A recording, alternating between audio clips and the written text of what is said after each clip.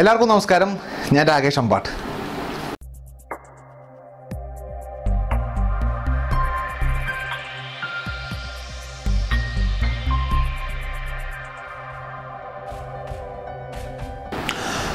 ഈ അടുത്ത കാലത്തായിട്ട് നമുക്ക് ഒരു കാര്യം ശ്രദ്ധിച്ചാൽ നമുക്ക് ഒരു കാര്യം മനസ്സിലാവും. കാരണം ഭയങ്കരമായിട്ട് ആൾക്കാർ ഭക്തിമാർഗത്തിലേക്ക് മാറിയിരിക്കുകയാണെന്നൊരു കാര്യം മനസ്സിലാവും. ഭയങ്കരമായിട്ട് ആളുകൾ പള്ളിയിൽ പോകുന്നു, അമ്പലത്തിൽ പോകുന്നു, ദൈവാരാധന നടത്തുന്നു, ഇതൊക്കെ നമുക്ക് അറിയാം, ജുമാ നടത്തുന്നു. ഭയങ്കരമായിട്ട് ഭക്തിമാർഗത്തിൽ ആൾക്കാരെല്ലാവരും മാറിയിരിക്കുകയാണ്. അൾട്ടിമേറ്റ്ലി അത് എന്തുകൊണ്ടായിരിക്കും അങ്ങനെ ഒരു ഭക്തിമാർഗത്തിൽ ആൾക്കാർ പോകാൻ കാരണം നമ്മൾ ചിന്തിച്ചിട്ടുണ്ടോ എന്ന് എനിക്കറിയില്ല. കാരണം അൾട്ടിമേറ്റ്ലി ആളുകൾക്ക് വേണ്ടത് മെൻ്റൽ സാറ്റിസ്ഫാക്ഷനാണ്, മനസംതൃപ്തിയാണ് വേണ്ടത്, മനസമാധാനമാണ് വേണ്ടത്. അതിനു വേണ്ടിയുള്ള കാട്ടിക്കൂട്ടിലാണ് ഇതെല്ലാം. അപ്പോൾ ഒരു കാര്യം വ്യക്തമാണ്. കാരണം നമ്മൾ ചില ആളുകളായിട്ടുള്ള സമ്പർക്കം നമ്മളൊന്ന് മാറ്റുകയാണെങ്കിൽ ഒരു പരിധി വരെ നമുക്ക് കുറേ മനസംതൃപ്തിയും മനസമാധാനവും ഉണ്ടാവും എന്നുള്ളതാണ്.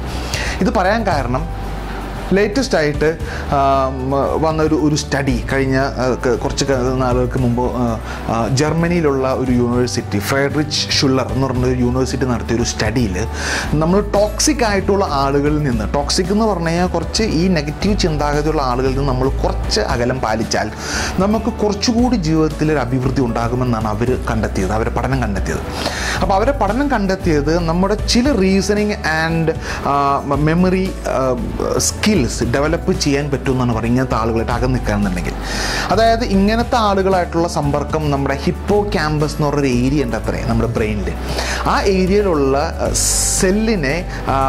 സെല്ലിനെ ഡീഗ്രോത്ത് അല്ലെങ്കിൽ ആ സെല്ലിനെ ഡീകേ ഉണ്ടാക്കാനുള്ള കുറേ സാധ്യതകൾ ഇങ്ങനെയുള്ള നെഗറ്റീവ് ആളുകളിൽ നിന്ന് ഉണ്ടാകുന്നുള്ളതാണ്. ഈ ഹിപ്പോ ക്യാമ്പസിലാണ് നമ്മുടെ റീസണിങ് ആൻഡ് മെമ്മറി കപ്പാസിറ്റിക്ക് ഹെൽപ്പ് ചെയ്യുന്ന സെല്ലുകൾ ഉള്ളത് ഈ മേഖലയാണെന്നാണ് പറയുന്നത്. എനിക്കറിയില്ല, ഞാൻ പഠിച്ചതാണ്, ഞാൻ വായിച്ചതാണ്. അപ്പോൾ അവർ പറയുന്ന കുറച്ച് ആളുകളുണ്ട്. ഈ കുറച്ച് ആളുകളായിട്ട് നമ്മളൊന്ന് അകലം പാലിക്കുകയാണെന്നുണ്ടെങ്കിൽ നമുക്ക് നല്ലതായിരിക്കും. അപ്പോൾ ഇത് ഞാൻ വായിച്ചപ്പോൾ എനിക്ക് നമ്മുടെ ഒരു കഥ എനിക്ക് ഓർമ്മ വന്നു. ഈ കഥ എന്ന് പറഞ്ഞു കഴിഞ്ഞാൽ കഥയാണോ നടന്നെങ്കിൽ അറിയില്ല. ഞാനൊരു നാട്ടിലൊരു അമ്മാവനുണ്ട്. ഈ അമ്മാവൻ എന്ത് കണ്ടാലും കുറ്റം പറയും. എന്ത് സാധനം കണ്ടാലും അതിന് കുറ്റം പറയുന്ന ഒരു സ്വഭാവക്കാരൻ അമ്മാവൻ. അപ്പോൾ ഈ അമ്മാവൻ എന്ത് കാണിച്ചാലും അത് കൊള്ളൂല, അത് നല്ലതല്ല, അത് ശരിയല്ല എന്നുള്ള ഇങ്ങനെ എപ്പോഴും ഒരു നല്ലത് പറയില്ല. അങ്ങനെ നിങ്ങളുടെ നാട്ടിലെ എല്ലായിടത്തും അങ്ങനത്തെ ആൾക്കാർ. അപ്പോൾ ഈ അമ്മാവന് ആ നാട്ടിൽ ഒരാൾ നല്ലൊരു വീട് വെച്ചു. അപ്പോൾ ഈ വീടൊന്ന് കാണിക്കാം, ഇയാൾ എന്ത് പറയും എന്നറിയാൻ വേണ്ടി ഈ അമ്മാവനെ കൊണ്ട് കാണിച്ചു. അപ്പോൾ അമ്മ വീടൊക്കെ നോക്കി, എല്ലാം ചുറ്റുപാട് കണ്ടു, വീടെല്ലാം നോക്കി, ഒന്നും പറയാനില്ല അമ്മാവൻ. അപ്പോൾ ഇവർ ചോദിച്ചു, അമ്മാവ് വീടെങ്ങനെയുണ്ട്? വീടൊന്നും കുഴപ്പമില്ല, പക്ഷേ പൊളിക്കാൻ കുറേ സമയമെടുക്കും. ഇത് നമ്മൾ പഴയ ഏതോ സിനിമയിൽ, ദിലീപിൻ്റെ സിനിമയിൽ നമ്മൾ കണ്ടതാണ്. ഇത് സത്യമല്ല, ഇങ്ങനത്തെ ആൾക്കാരും നമ്മുടെ നാട്ടിലില്ലേ? അപ്പോൾ ഇങ്ങനെയുള്ള 10 ആളുകളെക്കുറിച്ചാണ് ഈ യൂണിവേഴ്സിറ്റി സ്റ്റഡി നടത്തി രൂപകൽപ്പന ചെയ്തത്. ഈ 10 ആളുകളെക്കുറിച്ച് ജസ്റ്റ് ഒന്ന് പരിചയപ്പെടുത്താൻ വേണ്ടിയാണ് ഇന്നത്തെ എൻ്റെ വീഡിയോ. അങ്ങനെയുള്ള ആളുകളിൽ ഒന്നാമത്തെ കാറ്റഗറിയാണ് ദ ഗോസിപ്പേഴ്സ്. ഗോസിപ്പേഴ്സ് എന്ന് പറഞ്ഞു കഴിഞ്ഞാൽ പരദൂഷകൻ, എന്തിനേയും ഇങ്ങനെ പരദൂഷണം നടത്തിക്കൊണ്ടിരിക്കുന്ന ആളുകൾ. ഈ ആളുകൾ നമുക്ക് ഒരു ഗുണം ചെയ്യില്ല, പക്ഷെ നമ്മുടെ അടുത്ത് വന്ന് ഇങ്ങനെ മറ്റുള്ളതിനെ കുറിച്ച് പരദൂഷണം നടത്തിക്കൊണ്ടിരിക്കും.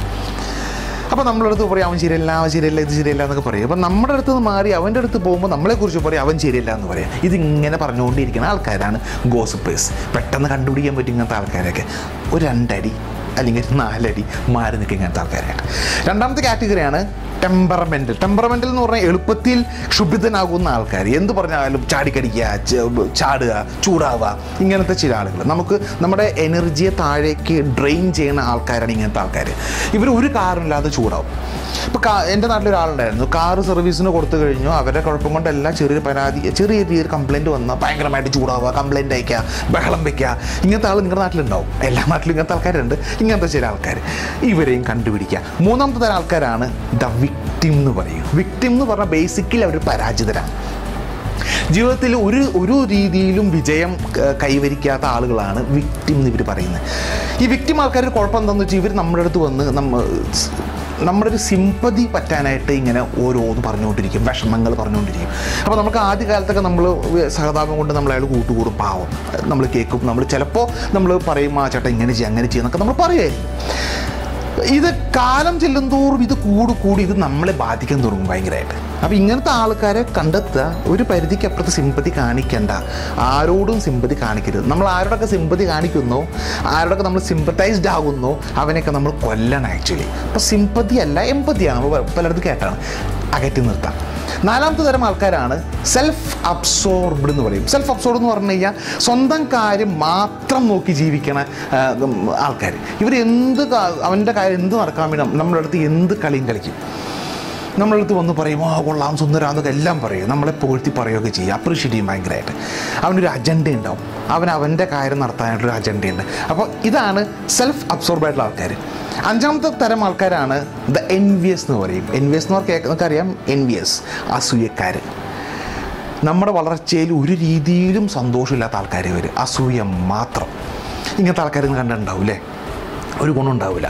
അപ്പോൾ നമ്മുടെ എനർജിയെ താഴേക്ക് വലിച്ചിടാൻ പറ്റിയ ആൾക്കാരാണ്. നമ്മൾ എന്ത് കണ്ടാലും അവൻ്റെ ഒരു പുച്ഛം. ഈ കഴിഞ്ഞ ഇടയ്ക്ക് ഞാനൊരു സിനിമ കണ്ടു. ഞാൻ പ്രകാശൻ സിനിമയിൽ ഒരു ക്യാരക്ടറുണ്ട്, പ്രകാശൻ ക്യാരക്ടർ, ഫഹദ് ഫാസിൽ ചെയ്ത ക്യാരക്ടർ. ഈ ക്യാരക്ടർ വളരെ വ്യക്തമാണ്, എക്സാമ്പിളാണ് ഇതിൻ്റെ കറക്റ്റ്. എൻവിയസ് ആയിട്ട് നിങ്ങൾ സിനിമ കണ്ടാൽ മനസ്സിലാവും. അതാണ് എൻവിയസ് ആയിട്ട് ആൾക്കാർ.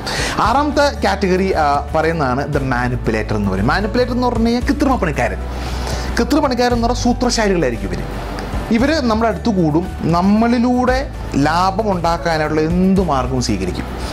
ഇങ്ങനത്തെ ആളുകളെ പെട്ടെന്ന് തിരിച്ചറിഞ്ഞില്ലെങ്കിൽ നമ്മുടെ കയ്യിലുള്ള പൈസയോ നമ്മുടെ കയ്യിൽ മറ്റൊന്നും നഷ്ടപ്പെടാൻ സാധ്യത വളരെ കൂടുതലാണ്. മാനിപ്പുലേറ്റർ, കൃത്രിമക്കാരന്, സൂത്രശാലികളായിരിക്കും ഇവരെ നമ്മൾ പെട്ടെന്ന് തിരിച്ചറിയുന്നതാണ് ബുദ്ധി.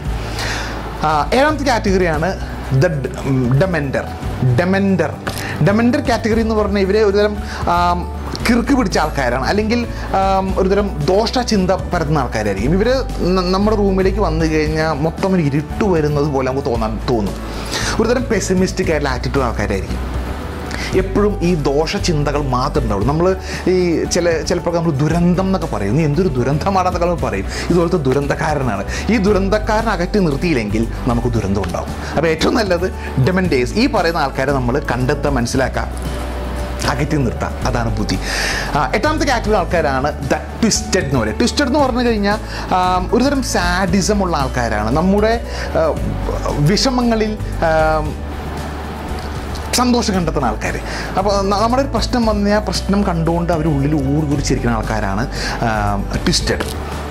വളരെ സന്തോഷമായിരിക്കും. അപ്പോൾ അതിനുവേണ്ടി ചിലപ്പോൾ എന്തെങ്കിലുമൊക്കെ പറയുകയൊക്കെ ചെയ്യും. നമ്മൾ മറ്റുള്ളവൻ്റെ വഴക്കുണ്ടാക്കാനായിട്ടൊക്കെ നമ്മുടെ എന്തെങ്കിലുമൊക്കെ കൂട്ടി പറയും. നമ്മളോട് വഴക്കുണ്ടാക്കും, ഇവരവിടെ നിന്ന് മാറിയും ചിരിക്കും.